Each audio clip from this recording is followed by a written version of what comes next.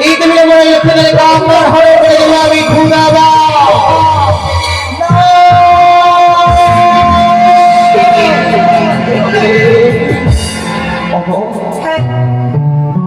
আমি বলি শোনো প্রিয় বেহুলা সুন্দরী কিছু অন্য দাও প্রিয় রন্ধন করি তোমারও বাপের বাড়ি দ্বারকা সুন্দরী ভোজন কালেতে প্রিয় উপহাস্য করি তাই তো শ্বশুর বাড়িতে আমি না করিল ভোজন কিছু অন্য দাও প্রিয় করি আর রন্ধন লোহ বাসর ঘরে নাহি চাল নাহি ডাল নাহি গঙ্গার জল কি দি করিব নতুন ব্যঞ্জন সকল দেখো না প্রিয় কি এই ঘটে নারীকে ত্রিহরি করিয়া রন্ধন করে প্রিয় অষ্টমঙ্গলার চাল দিয়া সেই অন্ন থেকে আমি ক্ষুধা নিবারণ করবো গো তাই হবে তুমি বিশ্রামী করো ওগো অন্নপূর্ণা দেবী